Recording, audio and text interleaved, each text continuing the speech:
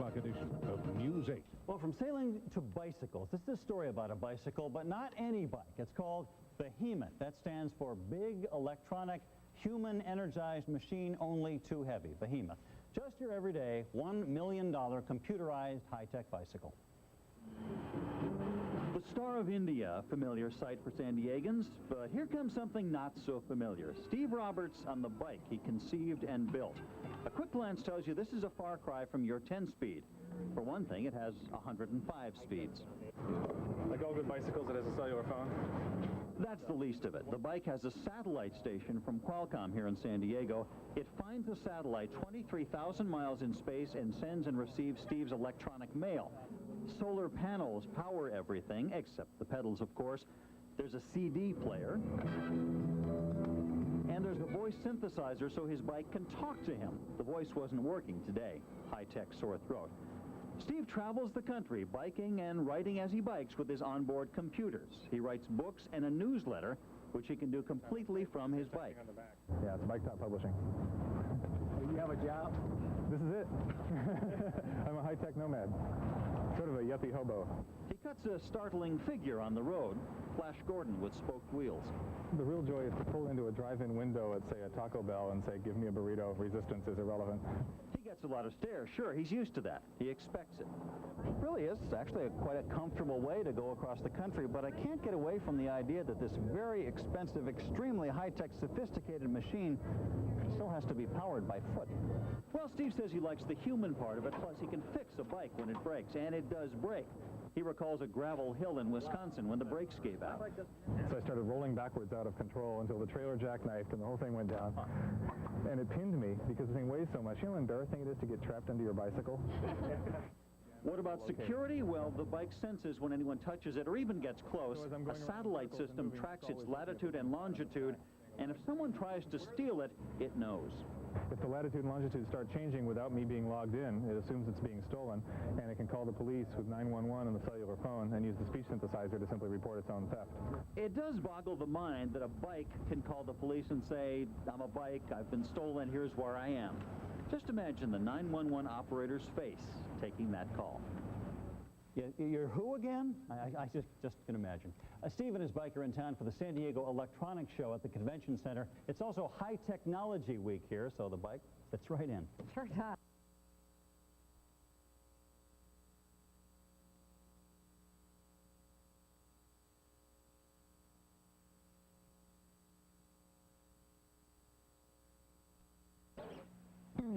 KGTV San Diego.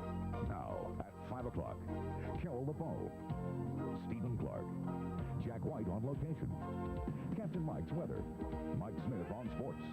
The team that stands for San Diego 24 hours a day. This is 10 News at 5. Ever had a day when you had to decide if you should stay and work or go out for a bike ride around the park? Leonard Villarreal shows us you could do both at the same time. Officially, this 14-foot super bicycle is known as the Behemoth, the big electronic human-energized machine, only too heavy. This is a $1 million blend of machine and electronics. This is a passion of Stephen Roberts. Chances are your office at home or work is not as well equipped as this 105-gear bicycle. What he has done is turn his love of technology into a career. He has pedaled some 17,000 miles around the country, drawing attention wherever he goes. And wherever he goes, his office, his work tools are with him. This time he's drawing attention to the San Diego Electronics Show. So this is his work. I've been wandering like this now for about 8 years and writing books and magazine articles as I travel, using a keyboard built into the handlebars and a mouse built into the helmet so I can move my head around and the cursor on the screen follows me. That was the original motive, but of course couldn't resist the opportunity to add more things, so the cellular phone with modem and fax. The bike is also equipped with a satellite tracking system and a satellite-linked data communications system. There's a Qualcomm satellite station here made here in San Diego that lets me do data communication via satellite into the internet. So I'm online essentially 24 hours a day wherever I am. Solar panels collect the energy Stephen needs to run the computer system and communication system and to run his onboard CD stereo system. Now, when you eliminate all the the technical stuff, the point of all this becomes clear. Steve is trying to demonstrate that technology and computers can be used to set you free. Leonard Villarreal, 10 News, the Embarcadero. Well, okay, if he gets Channel 10, he can watch the San Diego Job Connection at 7 o'clock tonight. Absolutely. Job exchange.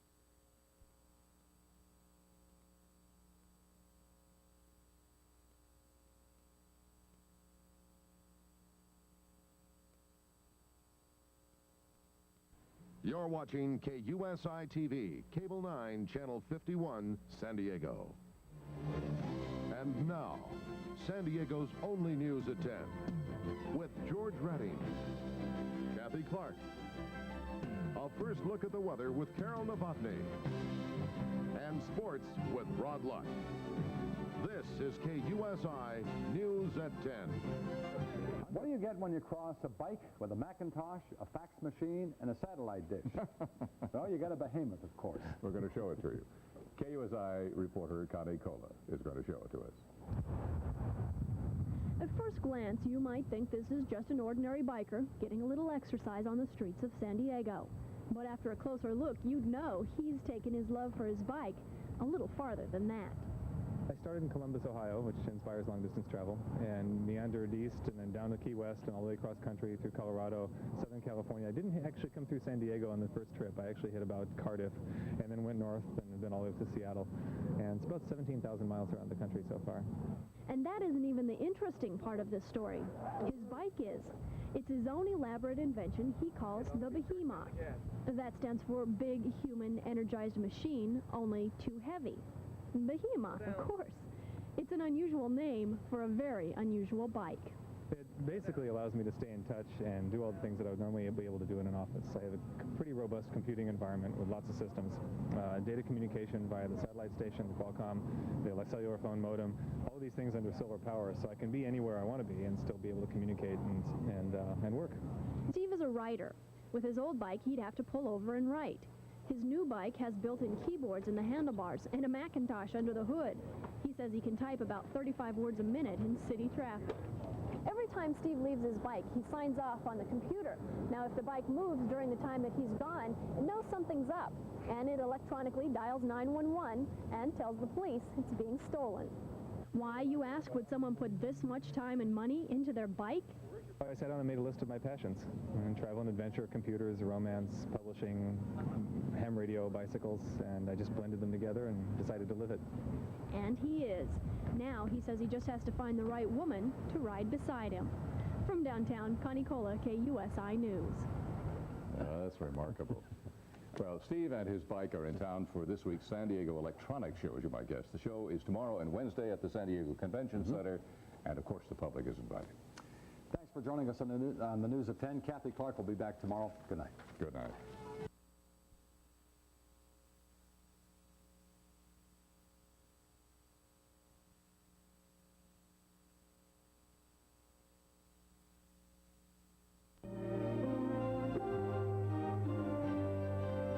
From ABC News, this is World News This Morning for Tuesday, January 14th, 1992. Now, from our world headquarters in New York, Mike Schneider. Finally, in this half hour, you think you've seen every kind of bicycle there is? Take a look at this one. It was built by Stephen Roberts. This is 14 feet long. It has more than 100 gears. And yes, there is a cellular telephone there. There's also a fax machine. And there's a computer, too. The keyboard is on the handlebar. You just move the cursor. You have to, well, you move the helmet back and forth, and that takes care of that. This bike is just a prototype. It's not just made for work, though.